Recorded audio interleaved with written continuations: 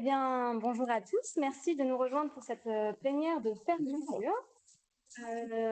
Donc, tout d'abord, je voulais remercier l'EADI qui a rendu possible cette plénière, donc qui a financé la venue de certains de nos participants. Également, Jennifer Lorenzo qui ont participé à l'organisation de cette plénière et donc à tisser des liens avec les différents participants. Donc, nous vous proposons aujourd'hui de clôturer ces journées doctorales Regard critique sur le développement par un moment d'échange, de réflexion, de discussion autour de la notion de résilience, dont on a parlé depuis un petit moment déjà. Donc on a trois invités avec nous. Nous avons Hélène Moreira, qui est anthropologue, professeure au département d'études latino-américaines de l'Université de Brasilia, mais qui est aussi membre de la commission des questions indigènes de l'Association brésilienne d'anthropologie, également coordinatrice de l'Observatoire des droits et politiques indigènes.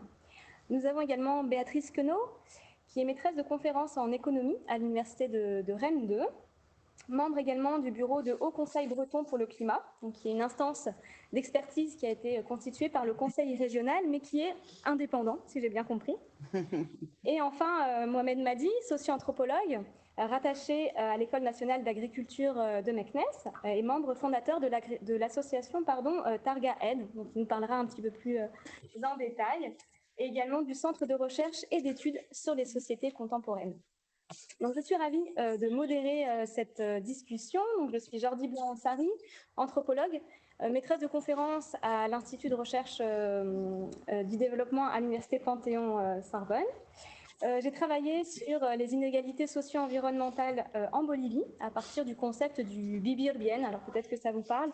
Donc moi, ce qui m'intéresse dans cette table aujourd'hui, c'est de questionner cette notion de résilience parce que justement, je ne l'ai pas du tout abordée et voir comment on peut tisser de nouveaux cadres conceptuels à partir de terrains de recherche complètement différents, mais qui nous permet de penser les crises, de penser les adaptations face au changement climatique et surtout les manières dont les acteurs pensent ces changements et le théorisent, ou en tout cas constituent des schémas narratifs pour le penser. Donc mercredi, nous avions commencé ces journées par une plénière d'ouverture où nous avons commencé à définir qu'est-ce que c'est que la résilience. C'était notre ambition un petit peu. Essayer d'esquisser une définition, essayer de voir les contours que cette notion mobilisait et surtout à travers les différentes disciplines. On avait la psychologie, on avait la sociologie et l'économie à cette plénière d'ouverture. Aujourd'hui, ce qu'on cherche à établir comme dialogue dans cette plénière de fermeture, c'est de voir comment on peut dépasser cette notion, comment on peut aller au-delà. Est-ce qu'on peut créer d'autres concepts? Est-ce qu'on peut créer d'autres manières de penser les stratégies des acteurs face aux crises? Donc cette plénière, on va la penser un peu comme un espace de dialogue. On n'est pas du tout dans un rapport vertical. On veut que ce soit un dialogue à partir de vos terrains, à partir de vos expertises, que ce soit des différentes disciplines. Comment on peut questionner la résilience et sa mise en perspective, une sorte de bilan et une ouverture vers d'autres perspectives. L'idée de voir, c'est si on peut penser la résilience vraiment comme une stratégie d'adaptation face au changement climatique, face aux changements sociaux, aux changements politiques, ou est-ce qu'on peut le penser d'une autre façon? On peut essayer de questionner aussi, est-ce que ce terme de résilience finalement retraduit une certaine logique néolibérale sur le développement, après le développement durable, le développement soutenable? La résilience, en fait, elle est abordée comme un impératif d'adaptation face aux crises? Ou bien est-ce qu'on peut penser à partir de d'autres perspectives, avec un regard peut-être un peu plus décentré, entre guillemets, pour voir comment les changements s'opèrent à l'échelle locale. Et partir de là, en fait, partir de la localité, des exemples précis, que ce soit auprès des minorités autochtones, des minorités paysannes, voilà, voir comment on peut faire dialoguer ces échelles à la fois de local et puis de global, comment les institutions récupèrent ensuite ces perspectives-là. Donc, pour ouvrir cette discussion à multiples voix, nous allons commencer par nous intéresser spécifiquement aux problématiques que vous avez rencontrées sur vos terrains de recherche. On va commencer avec vous, Hélène Moreira. Vous avez travaillé donc sur les relations entre État et population indigène, spécifiquement dans les rapports de migration de populations autochtones vers des territoires, notamment des territoires brésiliens, du Venezuela au Brésil. Je voulais savoir quels étaient les enjeux auxquels étaient confrontées ces populations, quelles étaient justement les vulnérabilités auxquelles ils devaient faire face dans un contexte que l'on connaît, de déforestation, de pollution de sols, de contamination de l'eau. Comment vous dessinez un petit peu le panorama de ces problématiques? Alors, d'abord, merci de l'invitation, de pouvoir rester ici avec vous ces 3 jours et aussi l'atelier qu'on a fait la semaine dernière. C'était très bien aussi pour moi. Et alors, je pense que tu demandes spécifiquement sur les Warao. Les Warao, c'est un... Parce que d'abord, moi, je travaille depuis 20 ans avec les Ekwana, qui c'est un peuple indigène qui vit dans la terre indigène Yanomami. Peut-être c'est un des plus connus hors du Brésil. Ils sont pas des Yanomami, ils sont de la famille linguistique caribe. Et donc, j'ai vécu à Roraima. Donc là, je vais vous montrer juste un carte pour se situer un peu. Donc, Roraima, c'était ici. C'est au nord du Brésil. En fait, là, on est sous l'hémisphère nord. C'est juste pour avoir une idée. Et la capitale est là, Boa Vista. Et après, donc, on fait frontière avec Venezuela, la Guyane anglaise et la Colombie plus Paris. Et donc, j'étais à Boa Vista quand le mouvement de migration, vous savez, la Venezuela passe aujourd'hui, c'est dans l'Amérique latine, c'est le pays qui a plus de gens dehors de son pays. Et je ne veux pas rentrer dans la discussion, mais la chose que c'était la nouveauté, disons, c'était pas la même chose avec la migration haïtienne, par exemple, qu'on a eu dans les années 90, dans les années 2010, 2015, on avait plutôt des Haïtiens qui venaient au Brésil. Au Venezuela, il y avait une nouveauté, qu'il y avait beaucoup des indigènes qui venaient, des peuples indigènes qui arrivaient au Brésil. Donc, au début, on a c'était enregistré à la presse depuis 2014. Il y avait petits groupes qui ont été déportés. La police se disait, ah, ils n'ont pas les papiers, on va les ramener à la frontière au Venezuela, qui c'est environ 200 kilomètres de la capitale de Boa Vista. Sauf qu'hiver 2016, on avait plus de 500 indigènes qui étaient en ville. Et donc là, il y a eu une problématisation avec les gens qui travaillent sur les droits humains, qui ont empêché la déportation de ces 500 personnes. Et donc là, ça commence. Là, en fait, on ne savait pas qui ils étaient, en fait. Et là, on a appris que c'était la population Warao, qui habite très loin de la frontière du Brésil. Donc, ce n'était pas des populations frontières. Et qui on a pris un peu l'histoire de ces peuples-là. Je veux parler très brièvement. Donc, ils habitent dans un espace où vous connaissez la rivière peut-être plus fameuse, le Orinoco, qui arrive vers la mer. Et dans cet espace-là, elle ouvre plus de 3000 petits corseaux de l'eau pour arriver à l'Atlantique. Donc, c'était un espace spécial de point de vue écologie, si on veut dire. Et les Warao, c'était aussi la deuxième population plus grande au Venezuela. Ils sont presque 50 000 personnes.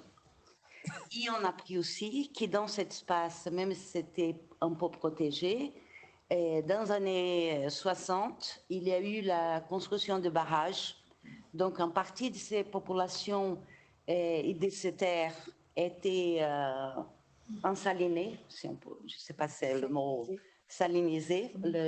Et donc, ils ont perdu un peu de sa terre, il y a eu aussi la prospection de pétrole, il y a eu aussi la construction de petites villes. Donc, ça arrive à beaucoup de gens qui ne sont pas des Indiens. Et il y avait d'emprises qui faisaient l'exploration du bois, donc presque tout cassé depuis les années 70. Donc, c'est vrai que les Ouarabes avaient vécu dans son territoire pas mal d'invasions, pas mal de problèmes. Et quand la crise économique arrive au Venezuela, ils ont cherché de partir dans d'autres villes plus grandes au Venezuela pour vendre leur artisanat. C'était basiquement des hamacs, des choses très jolies, très élaborées en fait. Et quand ça ne marchait pas à cause de la crise, ils ont commencé à venir au Brésil pour faire cette même chose, de vendre l'artisanat et de retourner dans ce pays. Ce qui a changé dans cette façon, c'est qu'ils arrivent au Brésil en 2016, si vous vous souvenez. C'était un moment de crise. On a eu l'impeachment du président Dilma. En 2017, il y avait Temer. Et puis, il y a eu le gouvernement Bolsonaro. Donc, c'était en ces moments-là que les Ouarao arrivent au Brésil. Donc, l'État a changé beaucoup dans ces moments-là. Et donc, les Indiens, je ne sais pas si, voilà, si on peut retourner juste avant, juste pour avoir une idée. Donc, on était toujours là dans l'État, voilà, qui ont l'État de Roraima, et les arrivées jusqu'à Boa Vista. Ça, 2017. Donc, on est le gouvernement de Temer. Après, on peut passer. Ils avaient déjà marché, et ça, ils les ont fait avec son moyen, c'est-à-dire ils vendent des artisanats, ils prennent un peu d'argent, et ils essayent d'aller dans une autre ville, ils essayaient d'aller dans d'autres villes. Donc, en 2018, ils étaient déjà à Belém, donc là, dans l'état où Emma a fait son terrain. Et là, récemment, c'est la dernière image que je vais vous montrer, ils sont partout au Brésil. Donc là, aujourd'hui, on compte vers 9000 personnes indigènes de cette population Warao. Donc, ils sont beaucoup plus de populations indigènes au Brésil. Parce qu'on a, par exemple, les Equanas sont environ 800 personnes. Donc, les Warao sont beaucoup plus importants. Tu as d'autres populations qui sont 3000 personnes. Là, ils sont encore déjà plus grands. Mais le problème, c'est que l'État ne reconnaissait pas eux comme des indigènes. C'est-à-dire qu'au Brésil, on a des institutions qui s'occupent de la question indigène. C'est la FUNAI, la Fondation nationale des peuples indigènes, et qui disait, moi, j'ai rien à faire avec ça parce qu'ils ne sont pas nés au Brésil, ils ne sont pas des Indiens brésiliens, ils sont plutôt des migrés, etc., etc. Et l'autre chose qui a changé, c'est que avec cette contexte de migration, on a eu pas mal en présence de la ONU, soit l'Organisation mondiale de l'immigration, soit l'ACNUR qui travaille sur les réfugiés. Donc ça, c'est un truc nouvel. Donc on avait pas mal d'agences internationales et le gouvernement de Bolsonaro a mis les militaires pour s'occuper, ordonner la migration. Donc, dans ce rapport avec les militaires de l'agence de la ONU et tout ça, les Ouarao ont connu un truc qu'ils ne connaissaient pas, c'était de vivre dans des espaces très contrôlés, qui sont des abris. Ça, je crois que c'est la chose plus dure qu'ils ont vécue.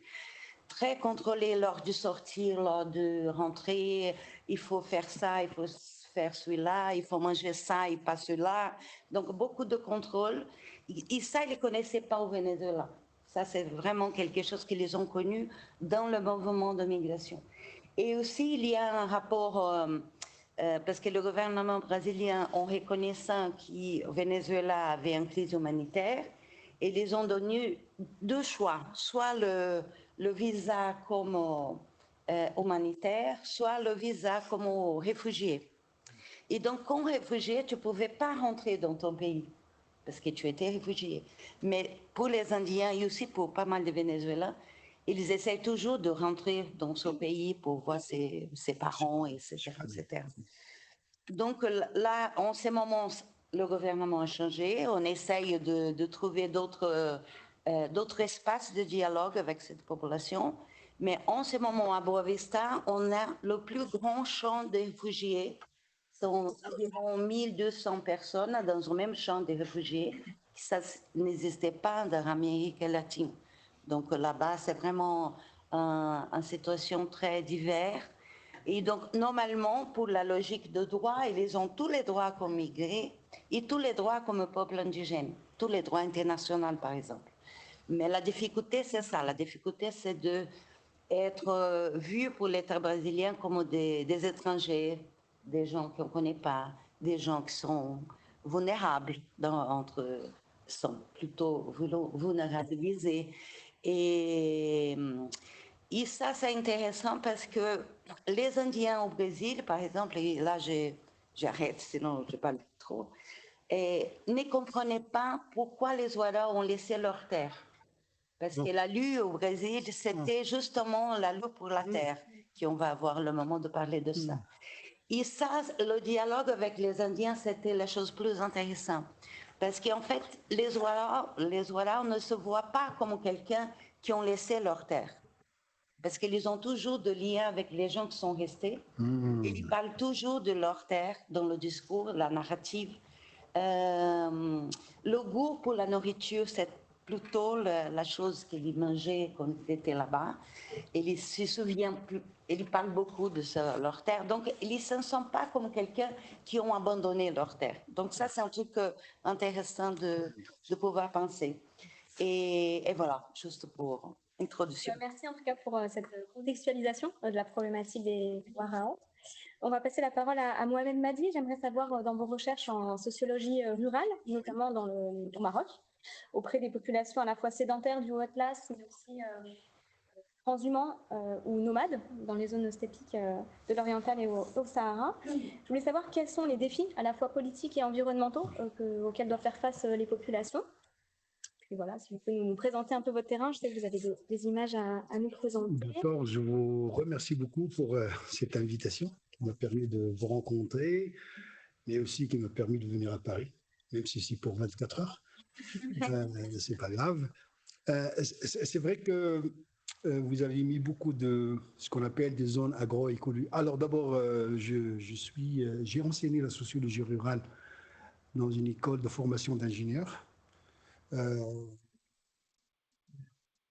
En ce moment, je suis à la retraite et donc je continue toujours à être en retraite et semi-actif. Comme on dit chez nous, semi-nomade. Les nomades et les semi-nomades, je reste semi-actif. Et donc, ces terrains, effectivement, j'ai travaillé sur ces terrains. Si vous pouvez juste mettre la carte du Maroc, la première, ça c'est pour nous. Vous avez refait tout ça. Il y a votre carte du Maroc? Non. Non, non, non, non. Vous l'avez fait. Je crois que je peux envoyer la boîte. Peu importe. Alors, tout simplement, je travaille sur beaucoup de lieux. Et ces lieux-là, où il y a les nomades, où il y a les semi-nomades, où il y a les gens du Moyen Atlas, où il y a les sédentaires de Haut Atlas, etc., malgré tout, ça forme des zones agroécologiques assez contrastées, assez différentes. Mais en gros, au Maroc, à mon sens, il faudrait faire la différence entre toutes les zones qui se situent dans ce qu'on appelle, c'est pas moi qui l'ai appelé, c'est Lyoté qui a appelé ça le Maroc utile et le Maroc inutile. Tout le Maroc qui est sur les plaines, où depuis le protectorat, il y avait beaucoup de projets pour développer une agriculture, disons, moderne, sur le modèle californien, etc., d'exportation, etc., et que le Maroc a repris avec Hassan II, etc., et ça continue jusqu'à aujourd'hui. Et nous avons tout ce qu'on appelle le Maroc inutile. Pour moi, ce n'est pas inutile, c'est très utile pour moi, parce que moi-même, je suis issu de ces régions. Et si vous voulez, c'est toutes ces zones de la marge, qu'on appelle la marge. Vous avez la steppe, vous avez la montagne, vous avez les oasis, et toutes ces régions-là constituent des zones agroécologiques assez spécifiques. Alors moi, j'ai travaillé sur ces zones-là depuis que j'ai commencé à travailler, faire des recherches de sociologie. Et si vous voulez, ces zones, ils sont différentes entre elles, mais ils ont en commun le fait qu'ils soient toutes à la marge, et le fait aussi que politiquement, ils sont traités d'une certaine façon. Si vous regardez actuellement les stratégies de développement agricole au Maroc, maintenant on vient de terminer une stratégie sur 10 années qui s'appelle le plan Maroc vert. On avait deux piliers dans cette agriculture. Il y a un pilier qui est l'agriculture moderne, développée, etc., auquel on octroie énormément de subventions pour se développer, etc., et qui est tourné vers l'exportation. Et de l'autre côté, nous avons tout le reste qu'on qualifie d'agriculture de subsistance, auquel on a accordé 1/10 de ce qu'on a accordé à l'autre zone. Et donc, la question de la résilience, je pense, il se pose plus pour les parties des zones marginales que pour les autres qui ont d'autres problèmes, qui n'ont rien à voir avec les problèmes de ces zones. Donc, politiquement, déjà, ils sont, je dirais qu'ils sont défavorisés. Ils sont défavorisés politiquement parce que tout l'effort est concentré sur cette agriculture des grands. Alors, cette agriculture des pasteurs, des petits cultivateurs, il représente, si vous voulez, 75 à 80% des exploitations agricoles au Maroc. Il y en a 1,5 million. Il représente cette partie-là des exploitations agricoles marocaines et, comme j'ai dit, sont traités de cette façon. Alors maintenant, de point de vue de l'environnement, je crois que les défis qu'on connaît, c'est le défi de la sécheresse. Sauf que ces populations ont toujours fait avec la sécheresse. Je dirais depuis Joseph, depuis les pharaons, on a toujours fait avec la sécheresse. Et je pense que les gens avaient des recettes et avaient les moyens de faire avec la sécheresse. La sécheresse est une donnée qui arrive, qui part, et avec laquelle on peut toujours faire sauf. Et même politiquement, on a toujours considéré la sécheresse comme un facteur conjoncturel. Jusqu'aux années 90, on a commencé à dire attention, sur l'incitation bien sûr des chercheurs. Nous sommes des chercheurs en agronomie, tout ça, mais des chercheurs qui ne sont jamais écoutés. Et on est écouté 20 ans après. Je peux vous donner plusieurs exemples. On est écouté 20 ans après, on se rend compte. On a parlé, depuis les années 90, de créer une agence spéciale pour la montagne. Une agence de développement de la montagne. On a créé ça haut et fort, on a fait des colloques, etc. Personne n'a jamais. Avec le tremblement de terre qui a touché la montagne, en 24 heures, il y avait une loi sur la montagne. Wow. Une loi sur la montagne, un décret, mais voilà, il y a une institution qui a été créée. Et donc, la question de la sécheresse est une question devenue une question structurelle et les gens font avec. Sauf que, avec ces derniers temps, il y a une exaspération de la sécheresse. On n'est plus dans quelque chose de cyclique, mais on est chose qui va durer très très longtemps. Il va vraiment impacter toutes ces régions. Et voilà, et après, je dirais comment tout ceci, la relation de tout ceci avec ce que je pense, moi, de la résilience. Excusez-moi, je crois que je me suis trompé mais ça reste, ça vous donne des images pays, etc. Vous verrez, voilà, il y a du tout. Voilà. Voilà, c'est la région qui a été affectée par le tremblement de terre. Ça, c'est mon village. Heureusement, on n'a pas eu de morts. On a eu juste quelques dégâts matériels, mais dans les villages à côté, il y avait quand même des morts. Voilà. Bah, merci beaucoup pour cette présentation. Voilà, j'ai essayé d'être très... Et je vois que tu es flexible quand même. Oui, toujours. On essaye de répartir la parole à chacun. Je précise aussi qu'on n'a pas de micro pour la salle, on a un micro pour le distanciel, donc il faut qu'on pense vraiment à parler fort pour qu'on nous entende au fond. J'espère que c'est le cas. Du coup, on va revenir à vous, Béatrice Queneau. On voulait savoir un petit peu votre expérience, notamment au sein du conseil d'expertise au Conseil breton sur le climat. Quels sont les défis qui sont imposés sur ce territoire breton? Est-ce qu'il y a des impacts que vous avez pu observer directement? Est-ce que vous pouvez nous parler un petit peu de ce terrain-là, que vous connaissez bien? Donc, je vais essayer de mettre votre document. Je vous laisse la parole. Oui, alors bonjour à toutes et à tous. Je suis ravie d'être ici parmi vous pour parler de cette notion de résilience. Peut-être, Jordi, si tu permets, avant de répondre à ta question, je voudrais revenir en fait un peu sur mon parcours, parce que avant d'intégrer au Conseil breton sur le climat, en fait, à l'issue de ma thèse de doctorat qui portait sur le développement durable, j'ai intégré la mission interministérielle de l'effet de serre. qui à l'époque, je l'ai intégré en 99 pendant 2 ans, jusqu'en 2001. Et en fait, la MIES, à l'époque, était l'instance qui était rattachée au service du Premier ministre et qui regroupait les négociateurs climat.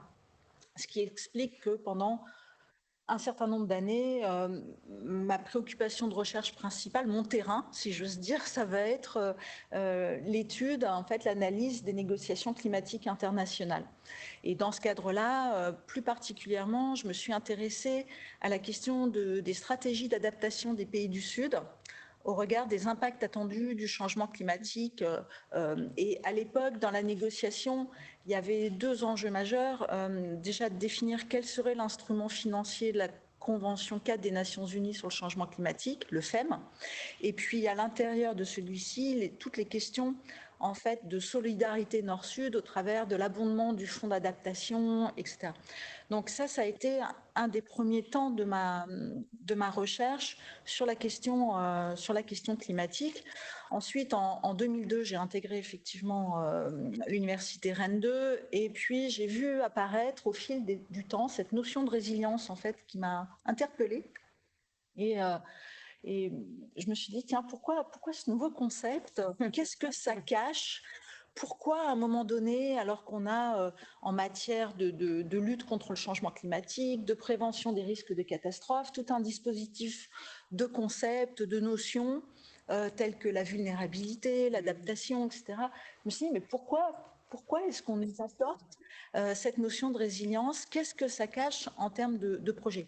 Et donc, à partir de là, à partir de 2009, en fait, je m'engage sur un projet pluridisciplinaire de recherche où on commence d'explorer cette notion de résilience avec les collègues et toujours en lien avec la question du changement climatique parce qu'effectivement, on voit s'opérer à ce moment-là des allers-retours, des passerelles entre la négociation climatique et la mise en avant de cette notion de résilience. Voilà. Et pendant, voilà, je me suis intéressée à cette question des narratifs, des discours institutionnels autour de la résilience, notamment des Nations Unies, mais aussi des agences d'aide au développement, en me disant quel est le projet politique poursuivi derrière cette mise en avant des stratégies pro-résilience, sachant que dans le même temps, on voit bien que la notion évolue en fait dans sa portée, elle change de sens, elle s'enrichit de nouvelles dimensions qu'elle n'avait pas au départ, etc. C'est un peu tout ça que j'ai exploré.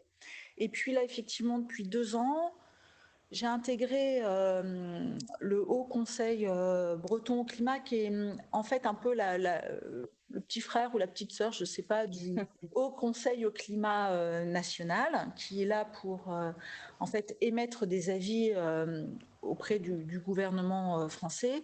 Et nous, le HCBC, au niveau de la région Bretagne, on est là pour à la fois... on a 2 grandes missions, en fait. On a une mission d'information et de formation en fait à la fois du grand public et des élus qui connaissent pas toujours très bien en fait en réalité les enjeux associés à l'adaptation notamment, et on a un deuxième rôle qui est d'émettre des avis d'experts sur les politiques régionales au regard du double volet atténuation et adaptation au changement climatique. Et soit c'est la région qui saisit, soit on a une capacité d'auto-saisine quand on considère qu'une politique régionale est importante à observer de ce point de vue-là. Et tu as bien fait de souligner que c'était une instance indépendante parce qu'on était très attaché à cette indépendance parce qu'on ne veut pas être instrumentalisé par la région Bretagne. Donc nous sommes tous bénévoles. En fait, nous sommes une vingtaine d'enseignants-chercheurs. En fait, on est tous rattachés à des établissements d'enseignement public. Ça aussi, on était attachés à cela. On est tous bénévoles, donc on n'est pas financé par la région de Bretagne. Et donc, ça permet d'être très clair, en fait, sur... il n'y a pas voilà, il n'y a pas d'ambiguïté sur les avis qu'on émet et dont on essaie qu'ils soient le plus transparent et le plus objectif possible. Alors, par rapport à la question sur les impacts du changement climatique en Bretagne, ce qu'on a observé déjà au niveau mondial, c'est qu'on a enregistré une élévation de la température moyenne de plus 1,1 degré Celsius. En Bretagne, ça s'est manifesté par un plus 1,6 degré Celsius. Et par rapport aux impacts à attendre, je dirais que tout dépendra de la capacité des États du monde entier à tenir les engagements de l'accord de Paris. Les experts scientifiques aujourd'hui sont unanimes pour dire que l'objectif du plus 1,5 degré Celsius, il est hors d'atteinte, celui-là. Donc, on sait que l'enjeu, c'est de ne pas dépasser les plus 2 degrés Celsius à l'horizon 2100 par rapport à ce qu'on avait au niveau pré-industriel. Sachant qu'à l'heure actuelle, puisque la COP28 va bientôt se dérouler, on sait très bien qu'avec les engagements pris à l'heure actuelle, pour autant que les États les respectent, ce n'est pas du plus 2 degrés qu'on va avoir, c'est du plus 3 degrés Celsius, vraisemblablement au niveau international. Donc les engagements pris à ce jour sont largement insuffisants pour tenir les objectifs de l'accord de Paris. Et l'enjeu, pour la France notamment, c'est que plus 3 degrés Celsius à l'échelon global, ça veut dire vraisemblablement du plus 4 degrés Celsius à l'échelon national, et avec une répartition très différenciée suivant les différentes régions françaises. Et ce que je dis là au niveau français vaut aussi au niveau mondial. Si on va vers plus 3 degrés Celsius, on aura, là on raisonne en moyenne globale, mais effectivement la répartition géographique de cette hausse moyenne de température va être très diversifiée. Et derrière ça, il y a un fabuleux facteur d'accentuation des inégalités. Je pense que c'est ça, en fait, je pense que le principal impact à redouter du changement climatique, c'est l'accentuation, l'exacerbation des inégalités sociales de par le monde et à l'intérieur des pays. Et pour moi, c'est un des enjeux majeurs. Alors, il n'y aura pas comme impact que la hausse des températures. Il y aura effectivement, c'est tout l'ensemble des variables qui permettent de déterminer ce qu'est le climat d'aujourd'hui, qui sont en train d'être bouleversés, qui bougent. Donc, il faut bien avoir en tête que le climat d'hier n'existe plus. On s'achemine vers un nouveau climat dont personne ne peut réellement dire aujourd'hui quelles vont être les grandes caractéristiques. C'est qu'on va vers un climat beaucoup plus instable, beaucoup plus incertain, complètement imprévisible. Et je crois qu'un des impacts majeurs à redouter, c'est les événements météorologiques extrêmes dont l'intensité-fréquence va augmenter, et là aussi de manière très diversifiée d'une région à l'autre. En gros, dans ces événements météorologiques extrêmes, on en a mentionné quelques-uns, c'est les vagues de chaleur, les sécheresses, les phénomènes de stress hydrique, voire effectivement de pénurie d'eau.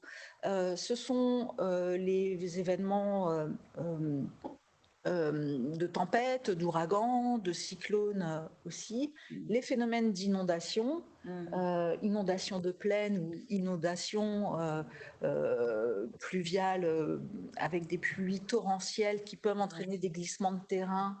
Et voilà. Et puis ces alternances d'ailleurs de très fortes pluies avec les phénomènes de sécheresse en France provoquent un phénomène notamment de retrait-gonflement des argiles qui devient problématique pour toute l'urbanisation et par rapport à l'habitat. Et puis, on va avoir des phénomènes, qu'est-ce que j'ai oublié dans le panorama, voilà. Et ce qui est important de voir, c'est que ce qu'on appelle aujourd'hui événements météorologiques extrêmes, d'ici 30 ou 50 ans, ne sera peut-être plus extrême. C'est-à-dire, je vais vous donner un exemple très concret sur l'année 2022 en Bretagne, a été une année record. On a enregistré au cours de l'été 2022 des records de température à plus de 40 degrés Celsius à Rennes, ce qui est du jamais vu. On a enregistré aussi un nombre de jours caniculaires beaucoup plus important.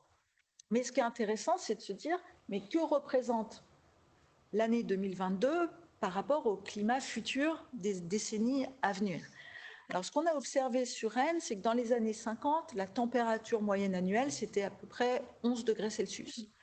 En 2022, c'était 13,7 degrés Celsius. Et à l'horizon de la fin du siècle, suivant le scénario de trajectoire d'émissions du GIEC que l'on prend en compte, soit par exemple le scénario intermédiaire, le RCP 4.5, qui veut dire un réchauffement global de plus 2,6 degrés, eh bien à Rennes, ce plus 2,6 degrés au niveau global, ça veut dire qu'on pourra avoir une température annuelle moyenne de l'ordre de 13,5 degrés Celsius. Ça veut dire que 2022, qui était une année record, extrême, d'ici 2100, sur le scénario intermédiaire du GIEC, ça sera une année normale. C'est-à-dire que les vagues de chaleur qu'on a classées en tant que canicules en France ou dans d'autres pays, eh bien, d'ici 20 ou 30 ans, ça reflètera les conditions estivales moyennes. Ce sera un non-événement, en fait. Et c'est ça, déjà, le premier impact. Et avec tout ce que ça signifie en termes de santé humaine, parce que les phénomènes de canicule, quand vous avez un certain nombre de nuits tropicales, alors à Rennes, il y en a eu 8 au cours de l'été 2022. On pense que d'ici la fin du siècle, ce sera 25 nuits tropicales. Et il faut savoir que ce qui compte dans les vagues de chaleur, c'est non seulement l'élévation de la température, mais la durée de la vague de chaleur. Parce qu'au-delà d'un certain nombre de jours, l'organisme humain souffre, n'a plus la capacité de récupérer, et c'est là qu'on a des taux de mortalité plus élevés. Sur la Bretagne, l'été 2022, c'était plus 20% de mortalité due à la vague de chaleur. Et on avait eu une présentation du directeur du service de santé publique. Il expliquait que depuis le début des années 70, c'est plusieurs dizaines de milliers de morts qu'on a enregistrés du fait des vagues de chaleur. Donc là, on a un vrai enjeu d'adaptation, y compris pour des pays à climat tempéré comme la France. Et il faut qu'on anticipe tout cela dans la manière de fabriquer la ville, d'aménager nos territoires pour s'en prémunir. Donc voilà une première réponse. Un tableau de présentation positif. On arrête. On arrête là, voilà. On va faire des espoirs sur la COP 28 à venir. Il y a lieu à Dubaï, alors je ne sais pas si c'est un bon signal. Là. Je rebondis sur ce que vous avez dit. Vous parlez d'inégalités accrues face aux crises climatiques. Donc, si on reprend l'idée des crises politiques également, au Venezuela, on voit que c'est suite à ces événements politiques qui ont survenu qu'on a une difficulté pour ces populations de s'adapter à un nouveau pays, à une nouvelle trajectoire, etc. Concernant ces crises climatiques avec des événements météorologiques extrêmes, comme vous dites, est-ce que dans ces deux cas de figure, vous avez mobilisé la notion de résilience pour parler de ces problématiques? Est-ce que c'est un cadre conceptuel que vous trouvez pertinent, qui vous a aidé, ou en tout cas qui vous a permis d'éclairer certains points? Je voulais savoir si vous mobilisez cela dans votre cadre conceptuel, puisque c'est un peu la thématique de notre colloque. Ou si au contraire, c'est une notion qui pour vous est dénuée de sens, en tout cas qui n'a pas d'efficacité. Voilà. Est-ce que vous pouvez rebondir? Alors on peut commencer peut-être par vous, Mohamed. Oui, alors. Comment vous l'avez interprété dans moi, je vais vous dire, cette notion de résilience, je crois que je dois l'avoir écrit 2 ou 3 fois dans tout ce que j'ai écrit.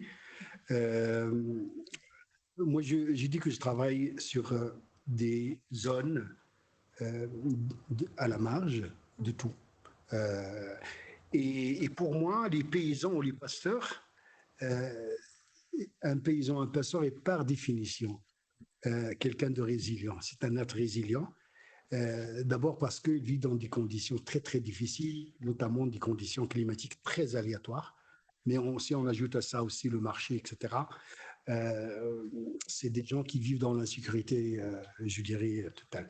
Mais dans le même temps, je pense qu'ils disposaient de repères, qu'ils avaient des leviers qui leur permettaient de rebondir à chaque fois. Il leur arrive de mettre genou à terre, mais ils trouvent des ressources pour se relever. J'ai fait exprès d'utiliser cette métaphore qui vient de la boxe, parce qu'ils sont dans un combat de boxe. Et de plus en plus, je pense que ces paysans qui se retrouvent dans la marge à cause de l'environnement, à cause des conditions environnementales, mais aussi politiques. De plus en plus, ils vont se coucher, comme on dit, dans la boxe. C'est-à-dire, ils vont jeter l'éponge parce que les conditions sont très, très difficiles. Alors, moi, je vais vous dire ce qui m'a aidé dans ce que je vais dire. J'ai fait dernièrement un film documentaire où j'ai fait des entretiens avec des gens, les plus vieux de Mondoir. J'aurais posé juste une question. Dites-moi, par le passé, donc il y a 40 ans, il y a 50 ans, est-ce que vous arrivez à vivre avec vos moyens? Et tout le monde, et dans le film, je montre, à partir des dires des gens, que les gens arrivaient à vivre. En autarcie, pas grande autarcie, mais quand même, ils arrivaient à vivre avec ce qu'ils avaient, parce qu'ils ont développé des techniques pour produire, ils ont développé des techniques pour transformer les produits en énormément d'aliments. J'ai passé du temps avec des femmes qui m'expliquaient toutes les recettes qui n'ont plus cours ailleurs. Maintenant, quand ils veulent me faire plaisir, ils me font une recette d'il y a 50 ans. Et troisième chose, c'est qu'ils stockaient. Nous avons malheureusement, il n'y a pas les images, nous avons deux institutions de stockage. Nous avons les Agadir, ces grandes forteresses qu'on a dans le sud, où les gens avaient des petites chambres, où ils stockaient des choses pour l'année, mais aussi c'est des forteresses pour se défendre, etc. Et nous avons les silos. Nous avons les silos dans toutes les régions de la plaine. Les gens avaient des silos. Et donc, à mon avis, j'essaie à partir de ça, d'essayer de réfléchir sur cette notion de résilience. Et je me suis dit qu'elle s'exerçait sous certaines conditions qui la rendent possible, qui la favorisent, mais que ces conditions-là tendent à disparaître. La première des choses, c'est que ce soit des pasteurs ou que ce soit des sédentaires, ils disposent d'un certain nombre de savoirs et de savoir-faire. Comme j'ai dit, pour produire, pour stocker, etc. Mais aussi, ça leur permettait de se prémunir contre les conditions difficiles. Chez moi, les gens m'ont raconté des choses, comment ils faisaient face à l'invasion des criquets. Imaginez, vous cultivez, il y a les criquets qui arrivent, et les gens disent, oh, il n'y a pas de problème. Ils me disent, il n'y a pas de problème. On attrape les criquets, on les fait passer on les fait cuire carrément, on les fait sécher, et puis on met du sel et on les mange. Voilà. Et donc, les criquets deviennent eux-mêmes un aliment, et puis, quand les criquets disparaissent, parce qu'ils passent un mois, on recultive la terre, et par la grâce divine, la baraka, on a une production. Voilà quelque chose de très simple, symptomatique, qui est anecdotique, mais qui vous dit un petit peu sur ce que ça veut dire, cette notion de résilience. Moi, je dis que la notion de résilience, chez des gens comme chez nous, c'est d'abord la foi. C'est-à-dire, ils disent, il y a toujours... Il y a une sourate, attention, ne regardez pas ma barbe, il y a une sourate qui dit, il y a toujours après des moments difficiles, des moments où on peut bien vivre. C'est-à-dire, il y a ça, ça c'est, oui, vous connaissez là. Très bien. Et donc, c'est cette fois, j'ai travaillé dans le Haut-Atlas, à Emlil, et il y avait en 1996, il y avait une crue qui a tout emporté. Il a emporté, il y avait que de la pierre. Et je me dis, mais comment les gens... Mais avant, il y avait des prairies vertes, etc. Je dis, comment ils vont faire? Mais tenez-vous bien, ils commençaient vraiment à refabriquer les prairies mètre par mètre. Et ça, je dis, peut-être que c'est ça aussi, là. C'est ça aussi, cette notion de résilience. On veut aussi dire cette ténacité, et je reviendrai sur ce qu'il a dit sur le fait de s'attacher à Donc, ces savoirs et savoir-faire étaient mobilisés contre tout ce qui est adversité, tout ce qui vient de l'extérieur et qui peut les faire, les faire tomber. Mais le problème, c'est que partout, en ce moment, on voit que ces savoirs sont en perte de vitesse. Rien que pour ce qui est culinaire. Quand je parle aux femmes, ils me disent, mais il n'y a aucune femme qui peut vous faire tel ou tel couscous, de telle ou telle manière, etc. Parce que les filles ne veulent plus de ça. Quand je vais là-bas, je m'excuse, parfois je raconte des histoires, si ça ne vous gêne pas, parce que quand je vais là-bas, j'essaie d'organiser on appelle ça une sadaqa, c'est juste un moyen pour réunir les gens et qu'ils mangent. Et puis quand je commence à leur dire, qu'est-ce que vous voulez comme chose, et dans la liste, ils me mettent du Knorr. Voilà Oui. C'est quoi ça? Du bouillon. Oui, c'est comme ça. Hein. Et il me dit, écoute, nous, on a beaucoup changé. C'est pour dire tout simplement, c'est des petites choses qui montrent qu'il y a des savoirs qui partent avec l'eau de vaisselle, etc. Et donc, tous ces savoirs, et on peut dire aussi beaucoup de choses sur les savoirs en agriculture, sur le fait, est-ce que les jeunes veulent continuer à être agriculteurs? Vous parlez des gens de l'oriental et des pasteurs de l'oriental, il y a des gens qui vendent une partie de leur troupeau pour acheter un contrat à leur fils pour aller travailler en agriculture dans le sud de l'Espagne. Alors qu'on peut faire des choses. C'est vrai que ça devient très difficile. C'est vrai qu'il y a les sécheresses, qu'il y a un appauvrissement des parcours, mais les gens arrivent toujours à rebondir. C'est, encore une fois, c'est l'État arrive à les aider parce qu'on ne peut pas vivre dans ces régions actuellement, on ne peut pas faire du pastoralisme sans l'achat des aliments de bétail. C'est impossible parce que les parcours sont de plus en plus pauvres.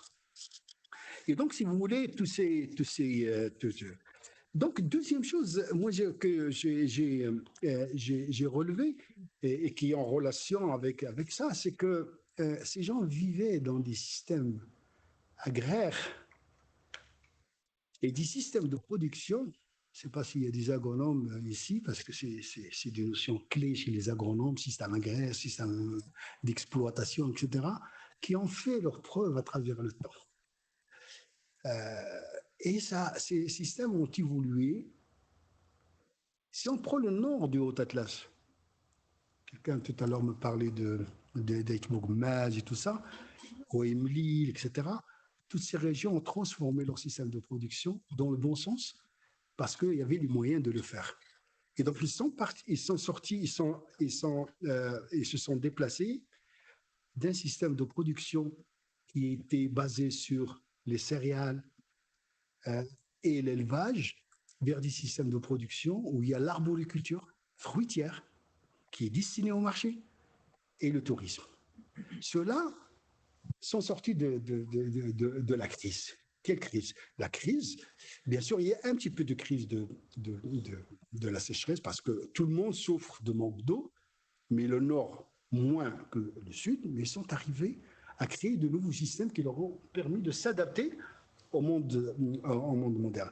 Dans la partie sud, ces systèmes de production dont j'ai parlé tout à l'heure sont en souffrance. Et surtout à cause du manque d'eau et aussi à cause de l'avancée du désert, parce que nous sommes plus orientés vers le désert. Et là, on souffre.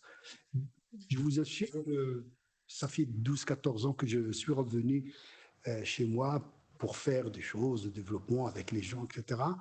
Et à chaque fois, je leur dis, quand je vois le débit d'eau qui est en train de diminuer d'année en année, j'ai des photos, j'ai tout ça, je le montre dans ce film, je me dis qu'on est en train d'écrire l'acte de décès de ces territoires.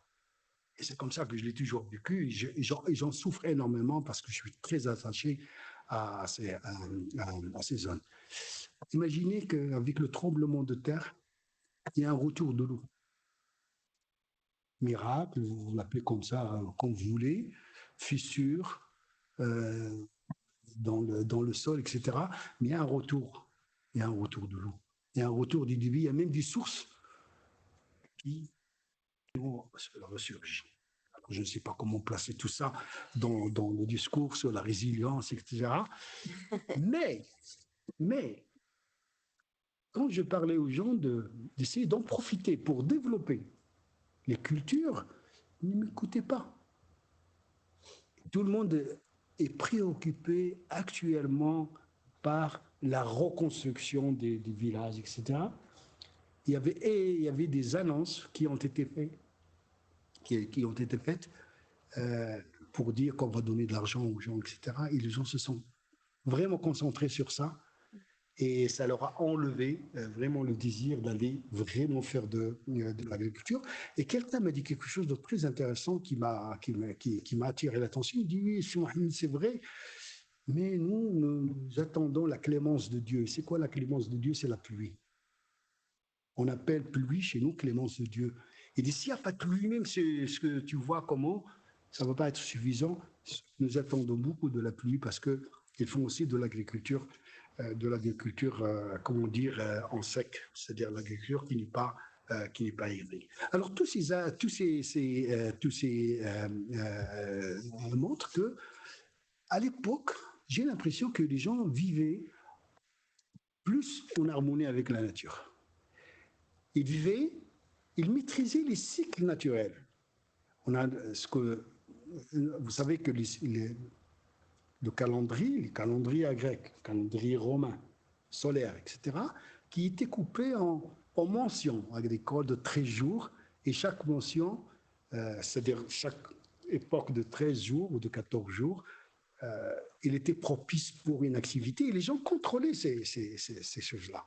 Et partout au Maroc, où j'ai fait des entretiens, les gens disent, on n'a plus une emprise sur ces cycles. C'est-à-dire, on ne peut plus prévoir, c'est-à-dire, on n'a plus cette capacité prédictive de dire, voilà, j'attends le moment propice, etc. On se rend compte que les pluies tardent à venir, que la chaleur arrive très loin. Je vais vous donner un exemple. Je suis arrivé à Meknes pour travailler à l'École nationale d'agriculture. Meknes, c'est une plaine qu'on dit un bourg favorable, c'est-à-dire un bourg, c'est-à-dire une agriculture sec, où il y a quand même de la pluie jusqu'à 500-600 mm. Bien sûr, ça a diminué. Et quand je suis arrivé là-bas, les gens moissonnaient fin mois de juin. En 20 ans, ils commençaient à moissonner au mois de mai. Ça veut dire qu'il y a que les choses, que les récoltes et tout ça mûrissent à long terme. Et vous pouvez multiplier. On a fait des enquêtes où tous les gens me disent, ah, vous savez, cette rivière qui sèche là-bas, moi, je me suis baigné dedans. Etc.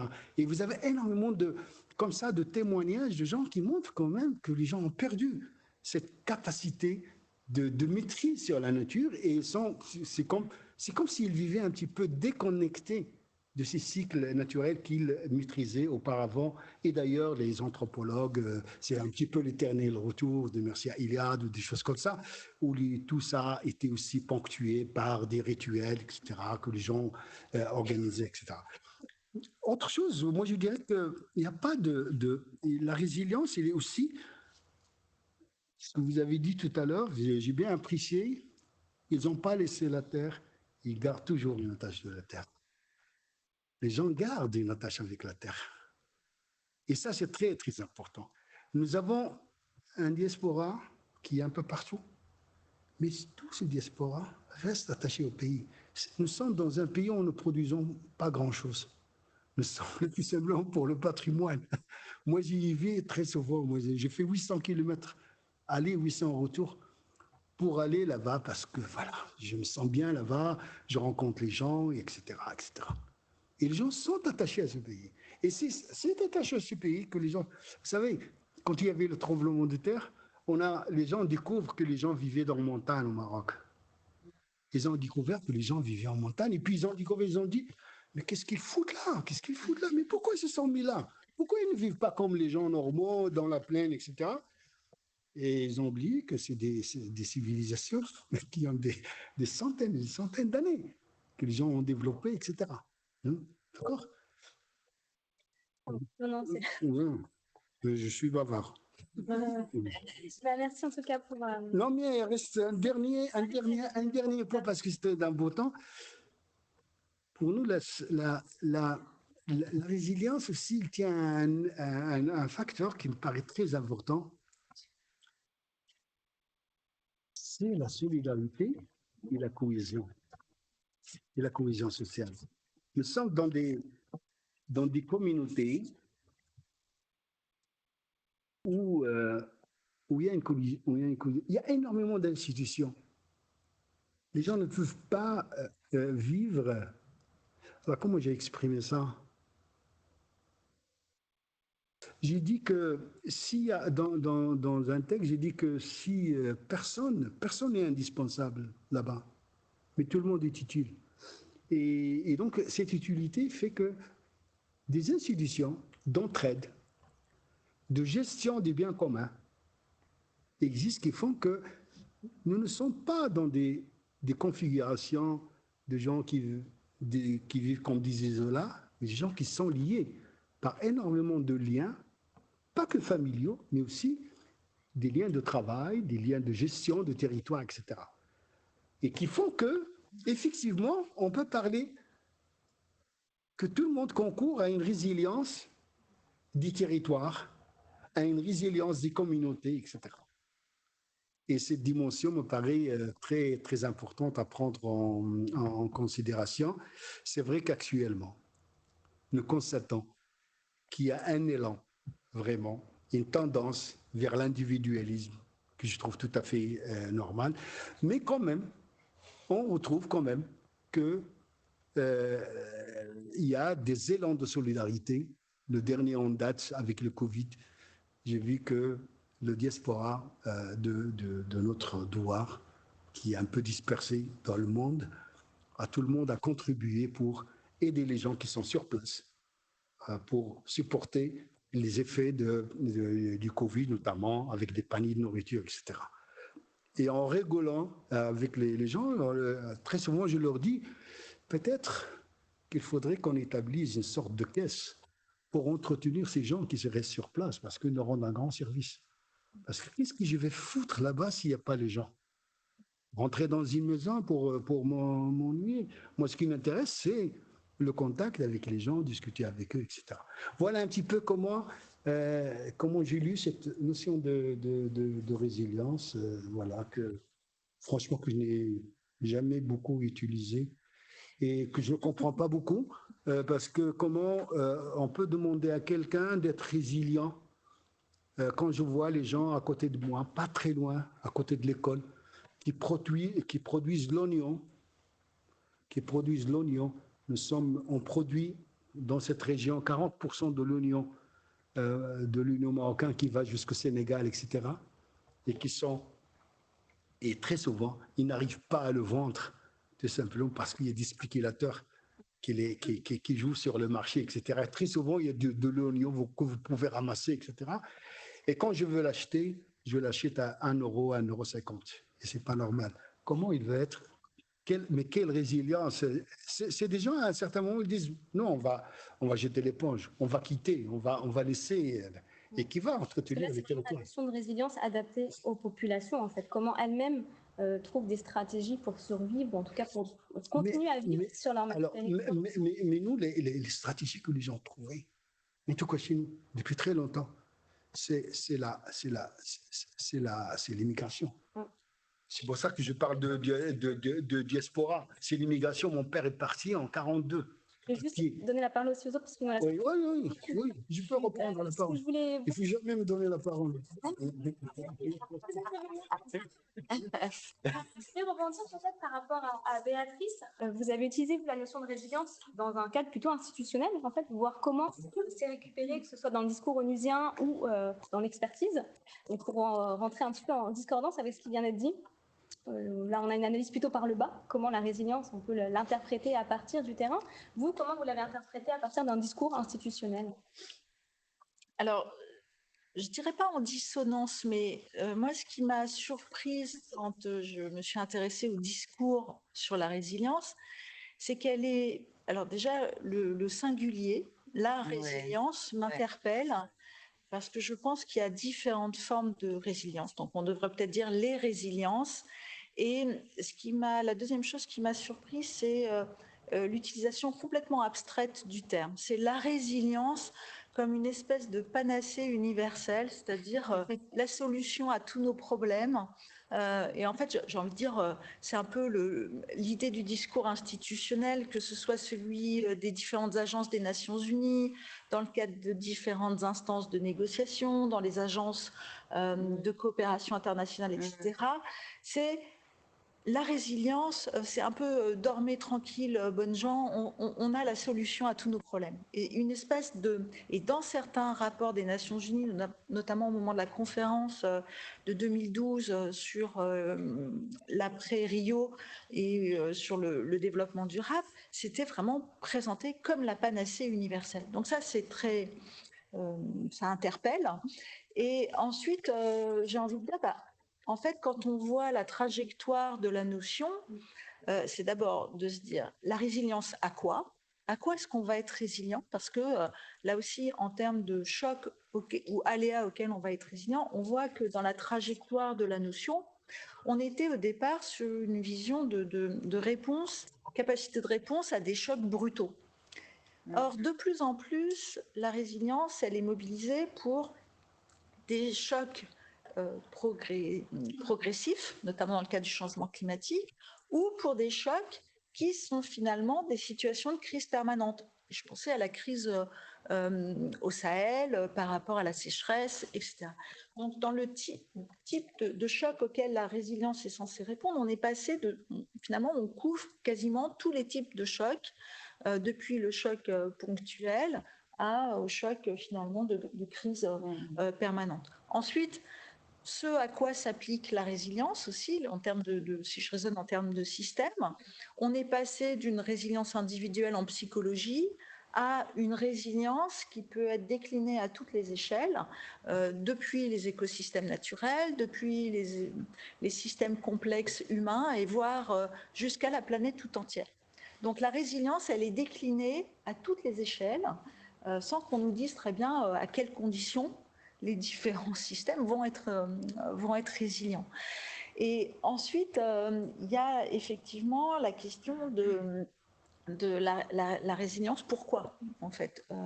Et donc, moi, ce que j'ai souligné dans les différents articles que j'ai pu publier sur le sujet, c'est qu'il faut toujours contextualiser la résilience et puis expliciter aussi les jugements de valeur qu'il peut y avoir derrière la notion et quel est le projet poursuivi, en fait. Et donc, la question, c'est aussi de dire qui parle de résilience et dans quel but, dans quelle visée. C'est la première chose que je peux dire. Et par rapport aux différentes formes de résilience, effectivement, la résilience, moi je l'ai beaucoup travaillé au prisme de la prévention des risques de catastrophes. Et déjà, il faut voir que quand la résilience commence à être ce concept, Edgar Morin parle de concept nomade et buissonnant, c'est-à-dire qu'il passe les frontières entre disciplines. Il est aujourd'hui mobilisé dans quasi toutes les disciplines, soit des sciences physiques et de la Terre jusqu'à l'ensemble des sciences humaines et sociales. Donc ça nous dit quelque chose, cette mobilisation pluridisciplinaire du terme. Et on voit qu'en même temps que ressurgit la notion de résilience, va être remise au goût du jour aussi la notion de catastrophe. Donc ça forme un binôme. Résilience, catastrophe. Et il y a cette idée que finalement, par rapport à tous les chocs, crises de l'existence que nous allons être amenés à traverser en tant que société humaine, que finalement, la résilience, ça participe à la fois d'une acceptation de la catastrophe, c'est ça que, selon moi, vise le discours dominant qui la met en avant, c'est faire nous accepter en quelque sorte l'inéluctabilité des catastrophes que créent nos trajectoires de développement économique qui sont proprement insoutenables. Et donc, il y a ce qu'apporte le concept de résilience dans le discours officiel, c'est l'idée que, en quelque sorte, les catastrophes sont inéluctables, donc il convient de s'y préparer. Et c'est ça que dans les différents paradigmes de prévention des risques que va apporter la résilience. En gros, si on fait un découpage un peu comment dire, subjectifs et arbitraires des paradigmes de prévention des risques. Le premier paradigme qui apparaît notamment en France dans les années 50, c'est celui qui va consister à tenter de maîtriser l'aléa, d'y résister. Et dans ce cadre-là, on va développer beaucoup de travaux pour modéliser les aléas. Ça peut être mes événements météorologiques extrêmes de tout à l'heure, ça peut être aujourd'hui le changement climatique. Et au-delà des modélisations de l'aléa, on va essayer de mettre en place des mesures de protection structurelle. Alors si je prends par exemple le risque inondation, de submersion, c'est construction de digues, enfin, c'est des équipements lourds qui coûtent très cher. Et avec cette idée qu'on peut effectivement, idée un peu prométhéenne, qu'on peut maîtriser, contrôler les éléments naturels et qu'on peut s'en protéger.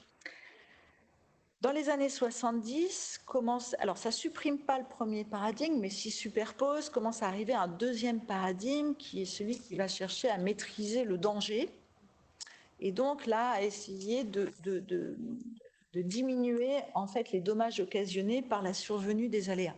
Et ça renvoie à la définition du risque. Un risque, c'est la combinaison entre un aléa et une vulnérabilité. Et ce second paradigme qui arrive dans les années 70, notamment porté par la géographie sociale qui vient contrecarrer le premier paradigme en disant que finalement les vulnérabilités ne sont pas que biophysiques liées aux aléas, mais surtout à des choix de développement et ont une dimension sociale forte. Ce paradigme de la vulnérabilité, lui, il va chercher justement à atténuer les vulnérabilités. Ça arrive au moment de la crise au Sahel, etc., dont les chercheurs montrent qu'elle est plutôt liée à des questions géopolitiques, à des choix de développement, plutôt qu'à des questions liées aux aléas. Et dans ce cadre-là, dans ce paradigme-là, on commence à développer d'autres mesures de prévention des risques qui vont être fondées notamment sur la planification qu'on peut appeler de l'adaptation planifiée. Et dans ces approches-là, on va mettre l'accent sur les capacités d'adaptation et notamment qui vont être liées au renforcement des moyens d'existence, aux trajectoires de développement qu'on va choisir, etc. Donc là, ce qui est intéressant avec ce paradigme-là de la vulnérabilité, c'est qu'on ne va pas s'attacher tant aux conséquences, mais on va cibler les causes profondes de la survenue des catastrophes. Et puis, à partir des années 2000, arrive un troisième paradigme de prévention des risques, centré effectivement sur la résilience, où là, l'objectif, c'est en quelque sorte de se préparer à la catastrophe. Et donc, en termes de mesures mises en avant, on va être à la fois sur des mesures de protection civile, de préparation à la crise, à l'urgence, et sur des mesures de protection fonctionnelle, avec tout le discours d'insuffler une culture du risque aux populations, etc., qui va être relayée par les agences de développement, de coopération. Et avec cette idée qui deviennent des sortes d'agents de développement personnel, en disant que les individus doivent se préparer à la crise, et ça devient même une conditionnalité de l'aide, avec un rapprochement entre l'aide humanitaire d'urgence et l'aide au développement. Et avec cette idée que la résilience, en fait, derrière ça, il y a une évolution des politiques de prévention des risques, et c'est beaucoup moins coûteux de mettre en place un programme de culture du risque et de préparation à la crise que de construire des digues ou des mesures de protection structurelle qui, par ailleurs, effectivement, ne sont pas infaillibles. Mais voilà. Donc, pour moi, et puis avec des velléités de responsabilisation à l'échelle individuelle. Parce que pour moi, au plan politique, la résilience, c'est aussi une opération de transfert de responsabilité des États vers les collectivités, enfin, tout ce qui relève de la société civile, que ce soit les collectivités ou communautés locales, que ce soit les entreprises privées, que ce soit les individus. Tous ces représentants de la société civile reçoivent cette injonction à la résilience et qui devient finalement la norme dominante. Et ça participe du désengagement des États-providence de leurs responsabilités. Et finalement, regardez, on a eu la même trajectoire sur les mesures de protection sociale, où les États se désengagent de plus en plus. Et finalement, le dernier rempart des États régaliens, c'était la protection civile. Et au travers de la résilience, pour moi, il y a un recul, effectivement, de la solidarité collective au plan international, à l'intérieur des pays, des velléités d'aller vers des régimes d'assurance qui, jusque-là, étaient... Nous, notre système d'indemnisation CatNat en France, il était fondé sur la solidarité collective, avec des velléités d'aller sur des régimes assurantiels privés, beaucoup plus individualisés, et avec ce recul de la solidarité collective dans la prévention, dans la prévention des risques. Et donc, pour moi, il y a un peu tout ça qui se joue derrière ce terme. Et c'est pour ça que j'ai pu parler de résilience comme le dernier avatar néolibéral, parce que voilà, il y a une espèce c'est un concept pour moi qui peut être très néo-darwinien, en tout cas quand c'est le discours officiel qui porte la notion, et c'est pas du tout la même résilience que celle qui est portée par les communautés locales qui s'en emparent, parce que par exemple le mouvement des villes en transition parle de résilience, mais c'est pas la même, c'est pas le même projet, c'est pas la même définition. Et pour terminer là-dessus, pour moi, la résilience, il y a deux grands types de résilience. Il y a la résilience réactive, qui est en gros celle qui a été portée par l'écologie traditionnelle, c'est le retour du système à son état d'équilibre antérieur, d'avant le choc, et qui mobilise deux capacités, une capacité d'absorption du choc, c'est-à-dire quand l'aléa survient, c'est la capacité du système à y résister sans subir de dommages. Une fois que cette capacité-là est dépassée, intervient une deuxième capacité, celle d'auto-organisation dans la crise, c'est-à-dire la capacité à surmonter le choc, à rebondir finalement, sans recours à une aide extérieure. Et c'est ça qui intéresse les agences d'aide internationale, parce que c'est l'idée que quand surviendra les crises, eh ben, les communautés locales pourront les surmonter sans avoir à recourir à l'aide humanitaire d'urgence. C'est comme ça qu'ils la travaillent. Donc il y a cette résilience réactive, et puis on lui a ajouté ces dernières années, avec l'extension de la notion, deux autres capacités. La capacité d'apprentissage, avec notamment l'accent mis dans les politiques de prévention des risques sur les retours d'expérience, et c'est-à-dire l'idée que, eh bien, c'est l'idée de se reconstruire en mieux pour éviter que, si l'aléa devait survenir à nouveau, qu'il reproduise les mêmes dommages. Et enfin, la dernière dimension, c'est la capacité d'adaptation. Et c'est là où, pour moi, il y a un chevauchement entre résilience et vulnérabilité. Autour de cette capacité d'adaptation, c'est là le point de croisement entre les deux. Et de plus en plus dans les discours, il y a cette idée... Normalement, la résilience, c'était une capacité qu'on constatait ex post, une fois le choc advenu. Et de plus en plus, on la travaille comme une stratégie ex ante, comme si on pouvait anticiper la survenue du choc, s'y préparer et faire en sorte que, eh bien, lorsque le choc surviendra, on aura la capacité de se reconstruire en mieux. Alors, le Build Back Better des agences internationales, voilà, c'est l'idée que on va anticiper les catastrophes futures, parce qu'on sait bien qu'avec les impacts du changement climatique, les catastrophes vont effectivement se multiplier de par le monde. Donc voilà ce que je dirais. Et cette forme de résilience proactive, là, qui est fondée sur la capacité d'apprentissage et d'adaptation, c'est celle qui est de plus en plus mise en avant. Donc c'est pour ça que pour moi, il faut toujours dire de quelle résilience on parle voilà, et de se dire quel est le projet derrière, qu'est-ce que ça signifie en termes de solidarité collective, parce qu'il y a la question à quelles conditions on peut être résilient au choc. Et par rapport à tout ce qu'a expliqué Mohamed, tu as mentionné la notion de bien commun, et je pense que ce qui a beaucoup changé dans les systèmes de gestion des ressources, etc., c'est qu'effectivement, on est passé de gestion collective, décidée démocratiquement au sein de la communauté qui définissait les règles d'usage des ressources. C'était les communs d'Elinor Ostrom. Ces ressources partagées et dont on assurait effectivement la pérennité à long terme. Et avec la colonisation, la poursuite de la néolibéralisation, la privatisation des terres, des ressources, etc., on est allé sur des modes de gestion privés, à but lucratif, etc. Et donc, et la résilience, elle participe de ça, en fait. Je vais juste redonner la parole à Hélène pour qu'on puisse un petit peu avancer et conclure sur cette table ronde. Je voulais voir, Hélène, dans vos travaux, est-ce que le concept de résilience y trouve une résonance? Est-ce qu'il a une pertinence? Notamment, on est sur des problématiques à la fois d'accès à la terre, accès au foncier, dans des contextes tendus. Mais aussi, il y a la crise du Covid qui a participé aussi à rendre plus vulnérables ces populations migrantes. Est-ce que vous pouvez... Non, mais là, en écoutant mes collègues ici, si on pourrait montrer la première carte, je crois qu'il faut, parce que là, on réfléchit, là, dans le Maroc, il nous a parlé un peu de la montagne et la planure, non? Là, on parle plutôt de la région de la France et tout ça. Et là, je voudrais ajouter la question de la diversité. Je crois que sinon, pour penser, est-ce que la résilience, c'est quelque chose qui peut... Moi, en tant qu'anthropologue, la question que je me demande, est-ce que la résilience, ça peut m'aider à décrire quelque chose? Une situation, communauté, quelque chose que je connais.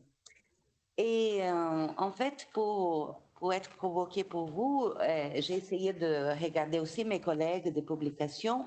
C'est vrai que l'agence de la ONU, elle utilise beaucoup la résilience, même sur les migrations et tout ça.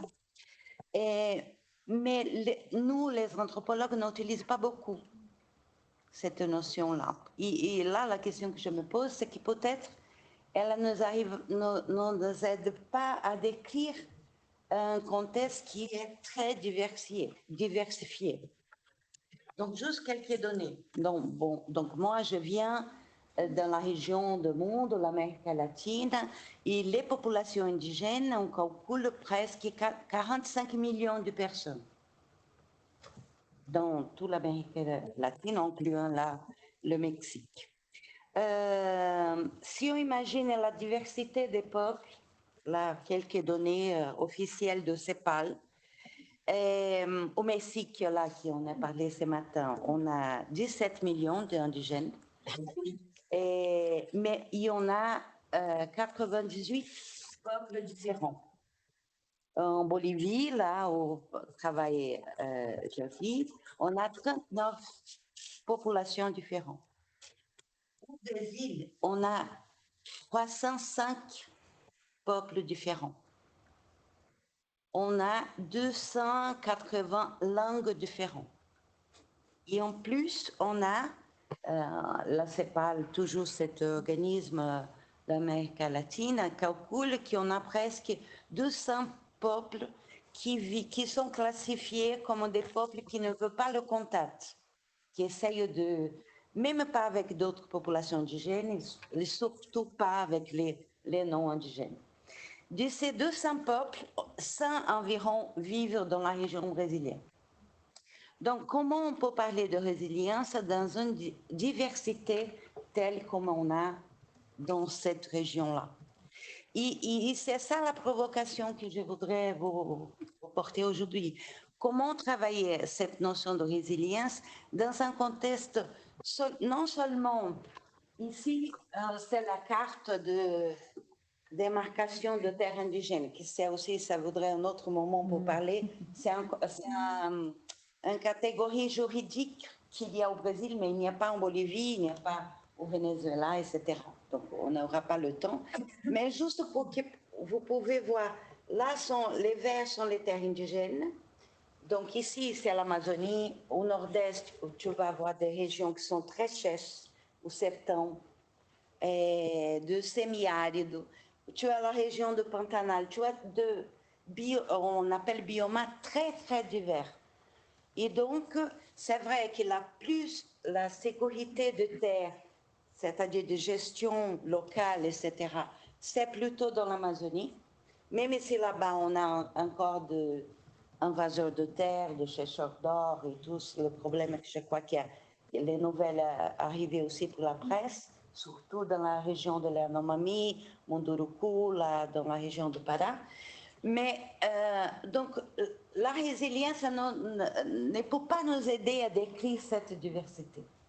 La façon comme les gens peuvent trouver des choix et d'inventivité, on peut dire ça, d'invention, de création, de créativité, des choix diverses, de connaissances locales diverses. Donc, je crois que c'est pour ça qu'à la fin, on n'utilise pas beaucoup.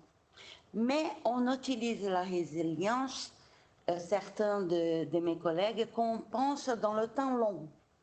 Si on imagine le temps des populations qui sont toujours en Amazonie, par exemple, et des collègues qui sont des archéologues, des collègues qui sont des historiens, et qui, tu vas dans tes recherches qu'il y a beaucoup de violence, beaucoup de morts, beaucoup de catastrophes, plutôt sociales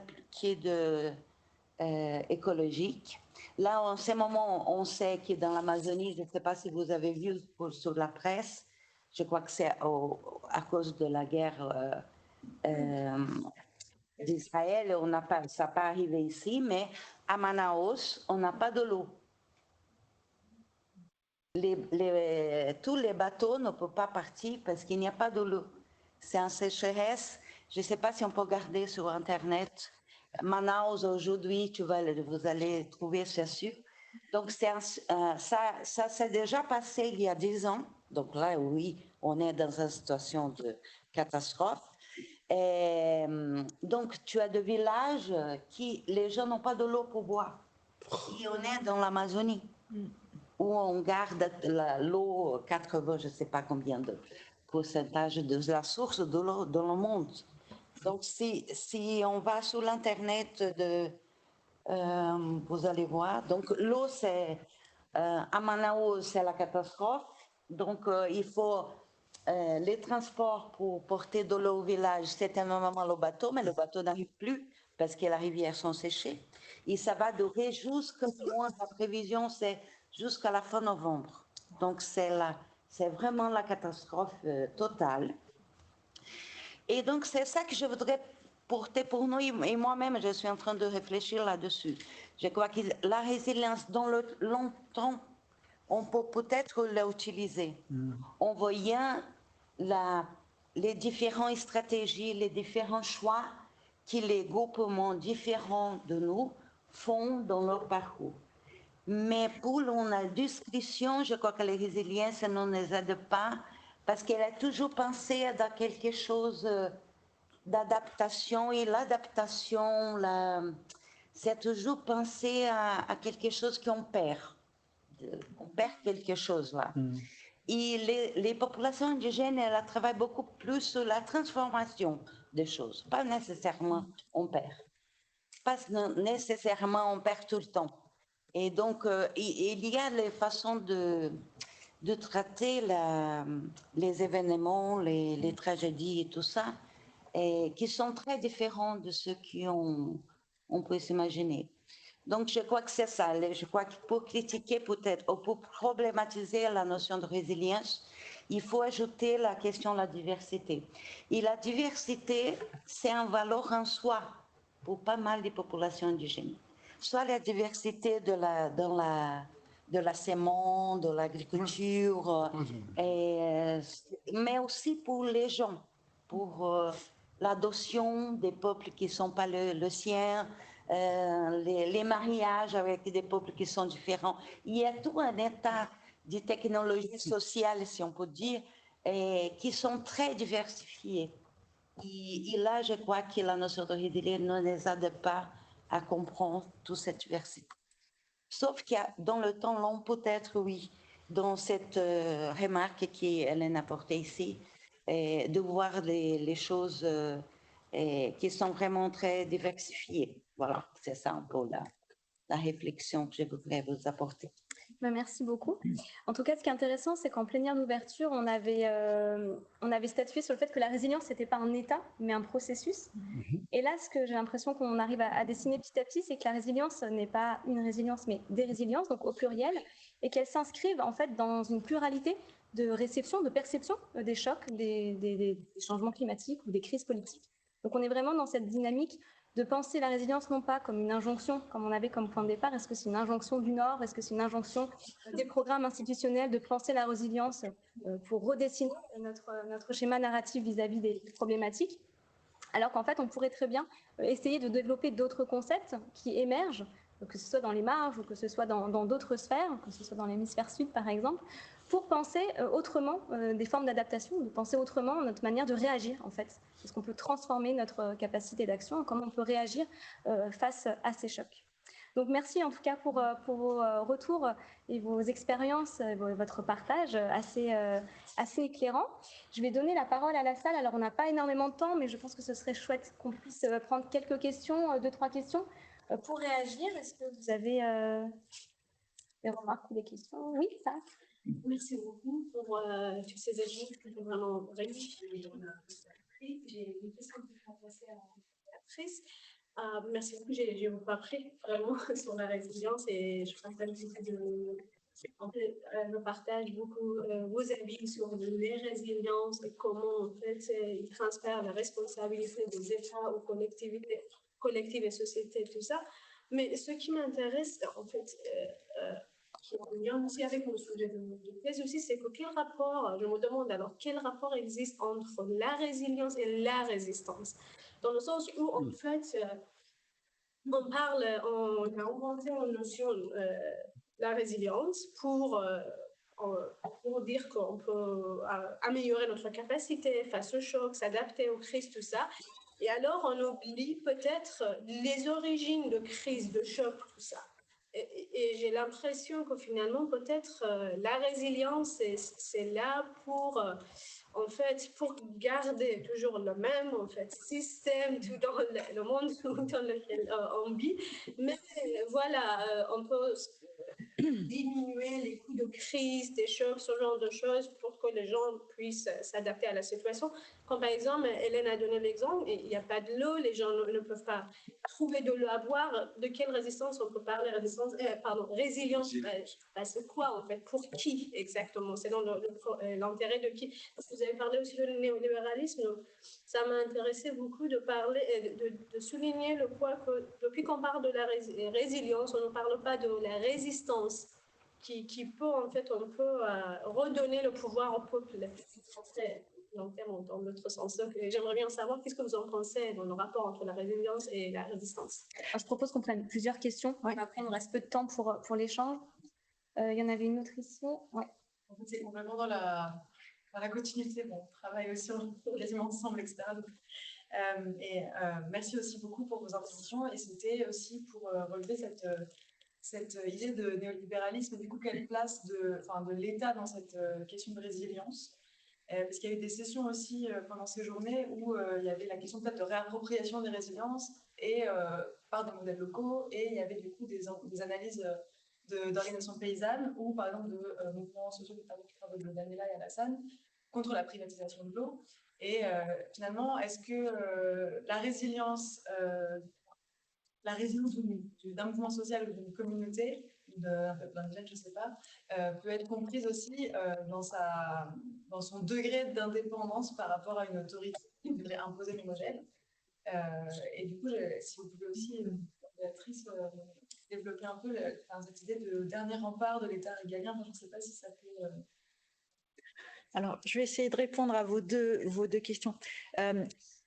Au départ, en fait, la résilience, en fait, ça vient dans la mécanique. Et en fait, c'est la capacité c'est l'expérience de l'éprouvette de Charpie, c'est la capacité à résister à un choc, finalement, sans subir de dommages. Donc, c'est cette capacité de résistance du système, elle ne peut être mobilisée que tant que le choc ne dépasse pas en fait la capacité de résistance du système. Et une fois que cette capacité de résistance est dépassée, c'est là que les dommages commencent à apparaître et qu'on bascule que la résilience en fait va être mobilisée. Donc pour moi, c'est deux propriétés ou capacités, si on est plutôt dans un processus dynamique différente, des systèmes qu'on va étudier. Donc la résistance, c'est on se protège face à l'aléa et on lui résiste sans subir de dommages. La résilience, elle est mobilisée à partir du moment où le système est endommagé, il a une perte de performance et il va se reconstruire après le choc, il va rebondir et il va arriver à opérer la sortie de crise, ensuite se reconstruire et éventuellement, si on va sur une résilience plus proactive, anticiper les chocs futurs en se reconstruisant de manière différente. Donc pour moi, c'est un peu deux choses différentes. Et je voulais rebondir quand même par rapport à cette idée d'idée de transformation. Parce que si on revient sur la capacité d'adaptation, qui est une des dimensions de la résilience, et c'est le point de rencontre avec la vulnérabilité, dans les travaux du GIEC, l'adaptation, en fait, c'est un ajustement des systèmes, naturels ou humains, aux impacts du changement climatique. Et cette idée d'ajustement, à mon sens, aujourd'hui, n'est plus suffisante par rapport à ce à quoi on a à faire face.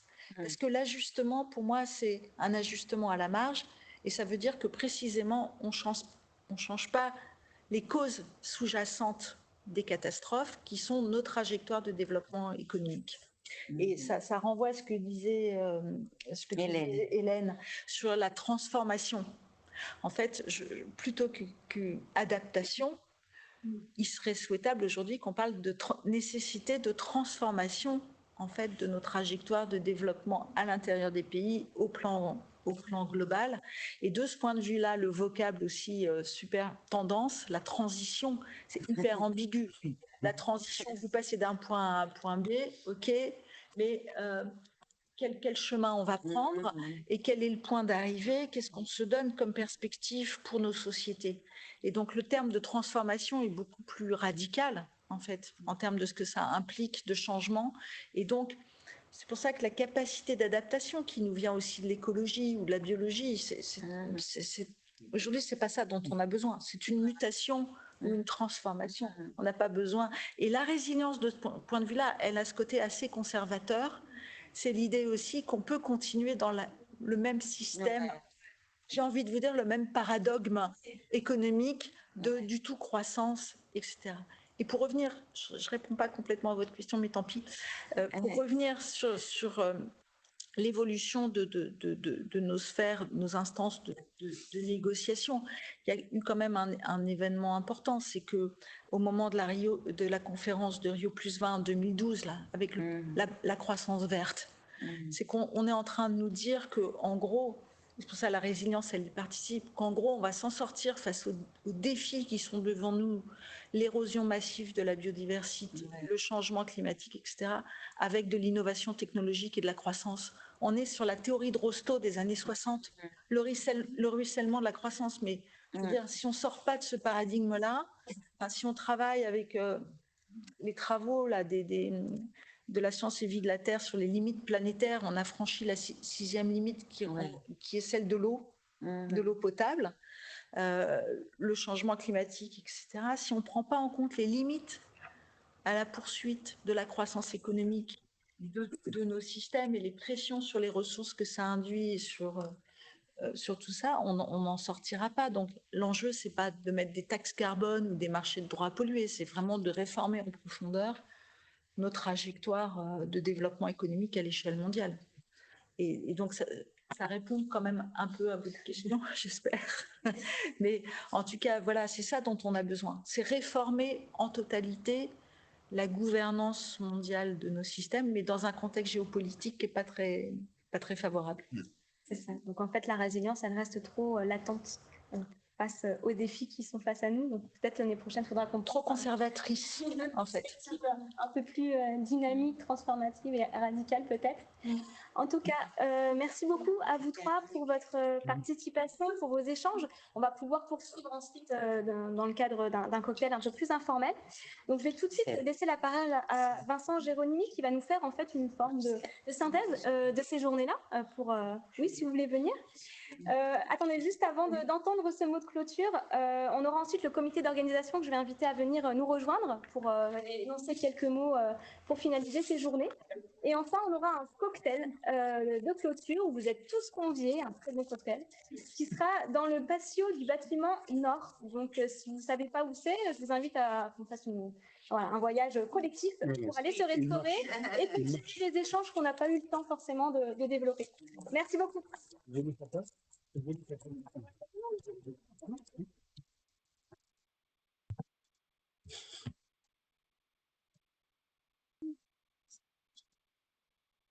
L'eau potable européenne qu'ils ont dû faire. Non, mais maintenant, c'est impressionnant. L'eau est trop chauffée, donc les poissons sont... Bon, pour ce mot de clôture, merci à tous encore une fois de votre présence. Je vais juste rappeler 2-3 éléments un peu contextuels pour Vincent, qu'on a comme donc clôture de nos journées doctorales. Donc, c'est le président honoraire du GEMDEV, si je ne me trompe pas. Donc, c'est particulièrement indiqué pour les journées doctorales du GEMDEV. Donc, Vincent Géronimi, c'est un professeur d'économie spécialisé en économie du développement soutenable, orienté sur les petites économies insulaires et leurs défis particuliers. À ce titre, c'est aussi, par ailleurs, mon directeur de thèse, donc une fierté particulière pour moi du Nord électoral avec mon directeur de thèse.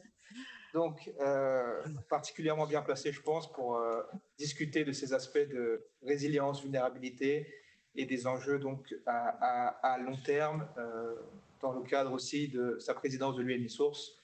Je te laisse la parole. Je pense que tu as des choses à dire. Merci. Ouais, effectivement, au départ, l'application de notre unité, qui est une unité un petit peu particulière, hein, c'est une UMI, c'est-à-dire Unité Mixte Internationale, dans laquelle on a une gouvernance qui est partagée avec 3 antennes du Sud. Donc on est Paris-Saclay, Université Versailles-Saint-Quentin d'un côté au nord, et en même temps on associe, et je vois que certains des doctorants, de nos doctorants du Sud sont ici, on associe en même temps nos antennes au Sud, qui font partie de la gouvernance. Hein. C'est pas simplement c'est une posture un petit peu militante. C'était évoqué ce matin assez rapidement. Et c'est vrai que la relation asymétrique, inégale, entre le Nord et le Sud, entre les terrains, on la reproduit aussi, on la retrouve aussi en termes de nos doctorants, nos recherches, nos capacités à mener des recherches. Et c'est un enjeu que nous, on prend à bras-le-corps dès dans la constitution et dans la conception de notre structure. Alors, c'est une UMI, source pour soutenabilité et résilience. Alors, évidemment, le terme de résilience, voilà, on connaît un petit peu. En même temps, je vais vous dire, l'intérêt de notre UMI, de cette thématique soutenabilité et résilience, c'est la comparaison des 2 termes. Alors, ça a été évoqué, les termes évoluent et ils meurent, hein, certains d'entre eux meurent. Ils meurent dans le milieu académique pour être parfois récupérés dans un univers d'expertise, de recommandation, et là c'est le cas vraiment pour le terme résilience. La présentation qui a été faite tout à l'heure illustre parfaitement ça. Et dans ce processus, en fait, ce terme perd quasiment toute sa consistance et tout son intérêt heuristique pour des travaux académiques. Et c'est ce qui est arrivé, évidemment, ce qui est en train d'arriver au concept de résilience, ce qui est à la notion de résilience, qui devient une notion, parce que plus on est obligé de rajouter les qualificatifs derrière, alors ex ante, ex post, des individus, de je sais pas quoi, etc., ça devient une espèce de valise dans laquelle on met absolument tout ce qu'on veut, et ça ne sert plus finalement à grand-chose. Alors, pour cette conclusion, je me suis promis de ne pas être long. Ça va être très difficile pour moi, mais promis. En plus, j'ai un petit peu faim, comme tout le monde, j'imagine. Faciliter, raccourcir la durée du discours. Mais ce qui me paraît intéressant derrière les termes de résilience et de soutenabilité, et ce que je ne perds pas de vue, moi, personnellement, en tant que chercheur et en tant que directeur d'unité, c'est la notion d'incertitude qui se retrouve derrière. Parce qu'on est dans un univers quand même où notre recherche, nos institutions sont pris dans un mouvement général de marchandisation, de néolibéralisation, etc. Et que dans ce mouvement-là, il n'est pas neutre. Hein.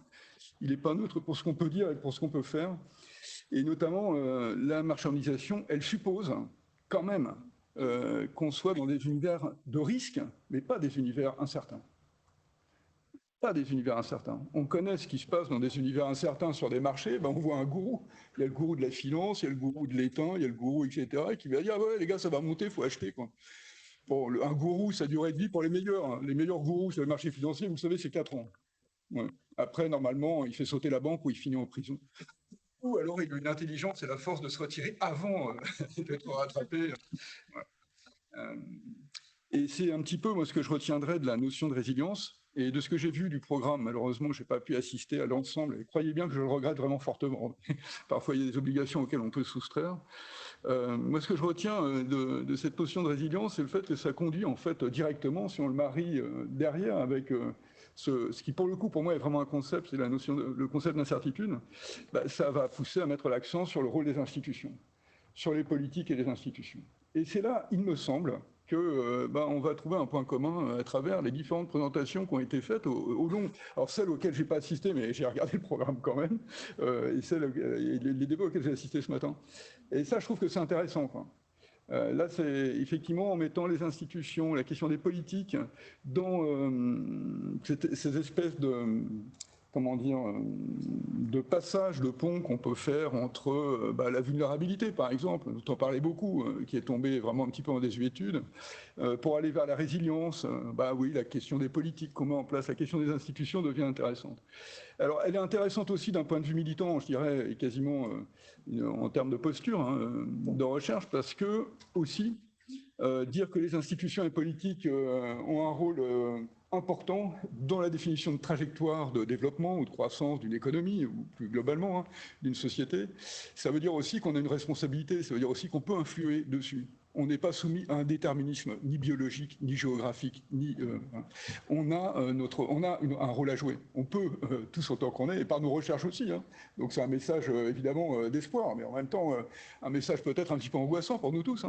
Mais on peut influer sur ces trajectoires. Et ça m'intéresse aussi dans le concept de résilience. Enfin, quand on l'interprète tel que je le présente, évidemment, c'est une version un petit peu. Voilà. Alors j'avais prévu de dire tout un tas de choses qui sont dans mon ordinateur. Je ne veux pas être trop long, donc je voulais simplement, peut-être pour conclure ma présentation, dire vraiment c'est super ce qui s'est passé pendant ces journées, je trouve. Le côté pluridisciplinaire est aussi extrêmement important, parce qu'on sait quelque chose. Alors moi je parle aussi en tant qu'économiste, donc du haut ou du bas de ma discipline, ça ne sais pas comment c'est sûr que c'est l'économie. En tout cas, je peux vous dire quelque chose, c'est qu'on ne se sortit, on ne peut pas intégrer l'incertitude dans les analyses économiques sans s'appuyer sur les autres disciplines. L'économie est une science sociale. N'écoutez pas ce qu'on vous dit. L'économie est une science sociale. Non, mais c'est un combat qui se mène aussi au niveau institutionnel et que chacun doit mener dans nos institutions. C'est vous la relève. Et vraiment, quand je vois ce qui a été échangé, quand je vois tous devant moi, je suis content, je suis rassuré. Mais vous avez du pain sur la planche, quoi. Évidemment, les anciens sont là pour vous aider, même ceux qui sont à la retraite. Donc vous pouvue compter sur notre appui, mais c'est vrai qu'en tout cas, l'économie de ce point de vue-là est une science malheureusement, qui se positionne un petit peu à côté. Elle a tort, c'est une erreur institutionnelle, je dirais. Mais on va faire bouger les choses. N'est-ce pas, Nicolas? On remercie Nicolas qui a apporté, en fait, qui a fait le lien entre l'UMI Source, les doctorants l'UMI Source qui sont là, un petit peu. Voilà, il y a Alexandre là-bas, par exemple, et les doctorants aussi qui viennent du Sud. Donc merci pour ce rôle que tu as pu jouer, Nicolas. C'est un effort collectif de pousser tout, évidemment. Bien joué, il est fort.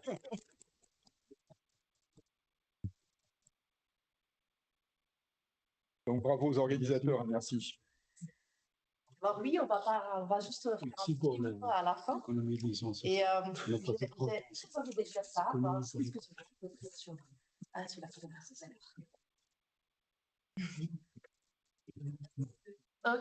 très bien.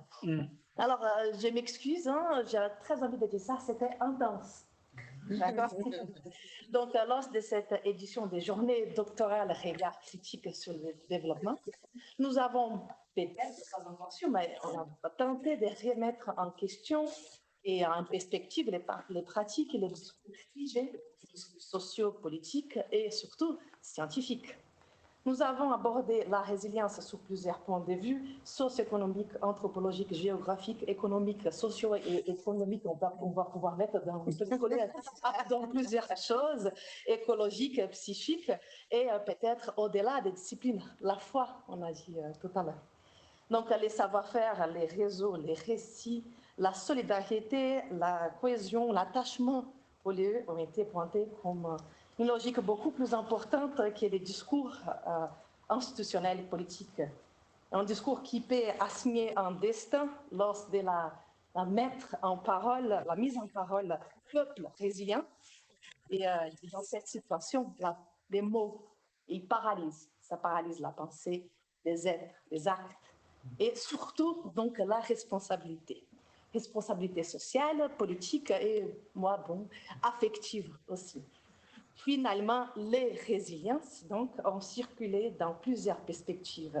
Nous les avons liées au choc, à la survie, à l'histoire, à l'anticipation, au fatalisme, au déterminisme aussi, à la rupture du monde ingéré, au rapport de gouvernance, de domination, adaptation imposée, mais surtout à la nécessité du lien et du soin. Donc, saisir de ces concepts pour interroger ces rapports nous a fait complètement voyager. Les concepts ont été traduits, interrogés, problématisés, et nous remercions d'abord au comité scientifique d'avoir fait ça, ensuite aux intervenants et intervenantes de cette session doctorale et médiateurs et médiatrices. Alors, en particulier, s'il vous plaît, Alassane, Picabé et Valérie, ici présents, mais aussi Idrissou, Josène, Ramadou, Geneviève, bon, aussi les modérateurs, modératrices, collaborateurs, collaboratrices qui ont animé les ateliers, les invités des plénières d'ouverture et des fermetures. Merci beaucoup. Et nos partenaires, l'EADI, la F3S, les GEMDEV, et ces jolis et très moderne campus Condorcet. Alors, merci aussi à nos différentes universités et structures de rattachement et laboratoires de rattachement, donc je vais dire juste les labos, d'accord? Les CEPN, les CREDA, l'UMR Développement Société, l'UMR Géographicité, Pléiade, Prodige, l'UTRPP, l'UMI Source. Merci aux directions de ces labos, mais aussi les assistants et assistantes qui sont derrière, qui nous ont beaucoup aidés. Nous espérons que les dynamiques enclenchées lors de ces journées vont se poursuivre par des riches échanges, qui sont des projets. Merci vous tous et toutes à la participation, les publics qui est là. On espère vous dire à l'année prochaine, les comités d'organisation recrutent, non, va intégrer de nouvelles personnes. Donc, si vous êtes intéressés, et on diffusera les informations sur la prochaine émission très vite, bientôt via les sites.